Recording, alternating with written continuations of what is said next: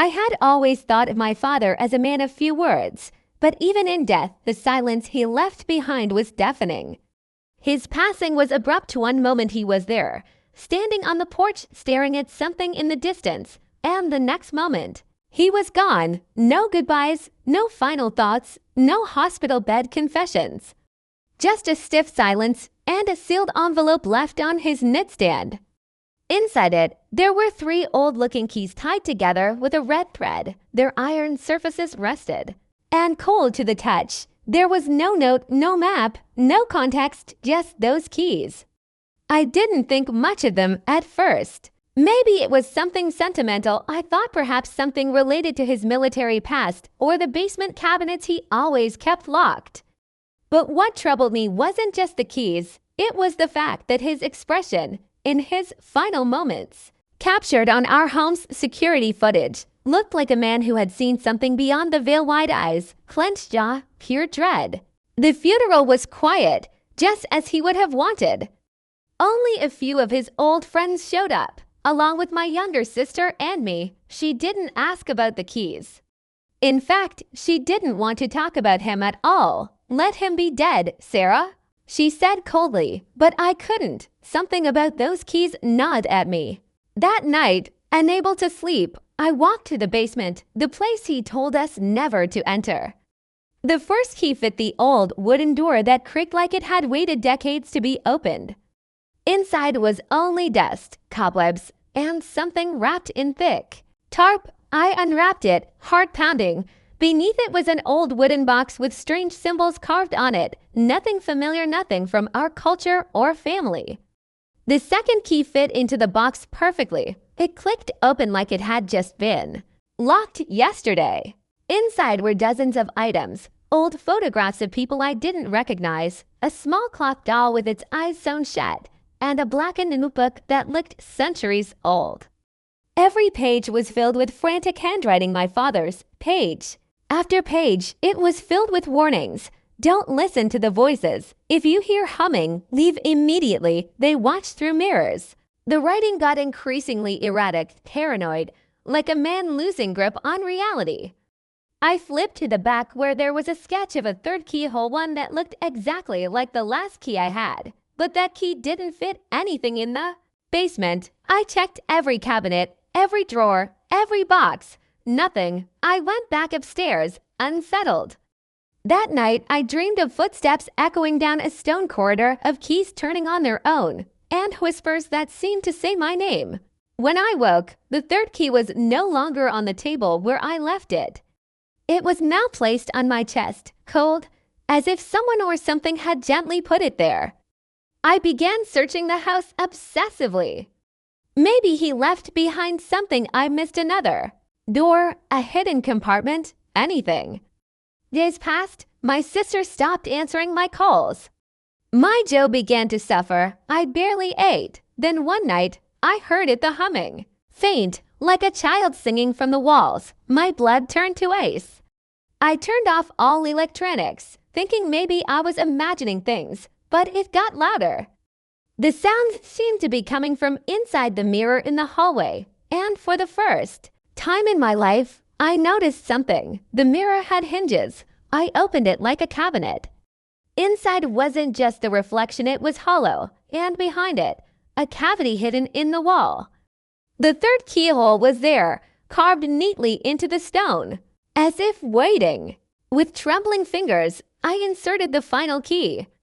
A cold draft whooshed out as the compartment opened. A black tunnel led downward, steps carved into the dirt, descending into pitch black. I should have stopped, but something pulled me: curiosity, fear, the compulsion of a daughter wanting to understand her father's final message. I went down, flashlight in hand. The tunnel was longer than it should have been, winding in unnatural ways. The walls were covered in ancient carvings, none I could read, but all of them showing humans kneeling to faceless beings. At the bottom was a chamber. In the center sat a single chair facing a stone wall, and behind it, a small chest bound in chains. I sat in the chair instinctively, and suddenly the wall in front of me shimmered like water. Then the visions began. I saw my father as a young man opening this same chamber, sitting in the same chair. He screamed, then it cut to another man and another, all sitting, all vanishing. Then I saw myself, future me, screaming, begging to leave. I shot up from the chair and stumbled toward the chest, determined to open it. But the chains were strange every time I touched them, my vision blurred, and I'd lose time, minutes, hours. The fourth time I tried, I blacked out completely and woke up at the top of the stairs. The mirror door closed behind me, keys gone. I thought I had dreamt it. But my clothes were covered in dirt, and my flashlight was now burned out. Worse, something had changed in the house. The humming hadn't stopped. Now it followed me, even outside. I began seeing movement in mirror shadows that didn't match mine. I tried to talk to my sister, but she slammed the door in my face when I mentioned the keys. "You opened it, didn't you?" she hissed, her eyes wide. "You were never supposed to open it. That's why he never told you anything." Then she broke down crying. I forced her to talk. Slowly, she revealed what our father never told me, that our family had been tasked for generations with guarding something ancient, something that should never be awakened. He chose silence because words give it form, she whispered, and now you've given it voice. That night, the nightmares began. I'd wake up choking, drenched in sweat, always seeing the same faceless figure watching me from a mirror. I covered them all, broke some, but its presence never left. I tried burning the notebook, burying the keys, cleansing the house, but the thing had already latched on. One night I returned to find my home vandalized with the same symbols from the basement wall. No signs of forced entry, just the symbols. And the humming, louder than ever. I became obsessed with finding a way to undo what I had unleashed. I traced every symbol in the notebook, researched ancient religions, languages, rituals. Most historians I reached out to dismissed me, some laughed, some blocked me, but one replied. A professor from Romania claimed the symbols belonged to a pre-human cult who worshipped beings not from another world, but from beneath this one. "You have called attention to yourself," he wrote. "You must seal the chamber again before the seventh day." I didn't know what he meant by seventh day until I looked at the calendar. It had been 6 days since my father's funeral. I returned to the house. Every step closer, I felt like something was watching. Inside, the lights flickered, the walls seemed to breathe. The mirror door was open again. I descended. The tunnel had changed longer, darker, whispering to me in my father's voice. "Why did you open it?" it asked. "Why didn't you just let me carry the burden?" I reached the chamber.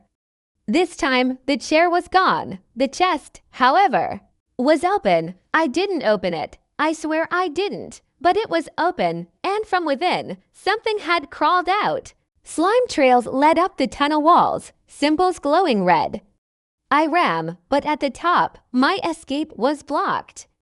The mirror reflected not me, but that faceless being now wearing my father's clothes. I screamed and turned, only to find the mirror now solid, no hinges, no compartment. I was trapped. The humming now sounded like a full choir of whispers, merging into a single name, mine. I fell to the ground, shivering, covering my ears. I stayed there until something touched my shoulder.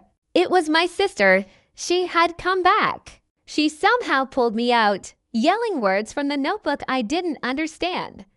As we escaped the house, flames burst from every window.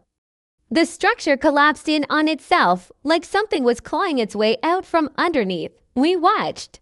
In horror, I thought it was over, but she turned to me with tears in her eyes.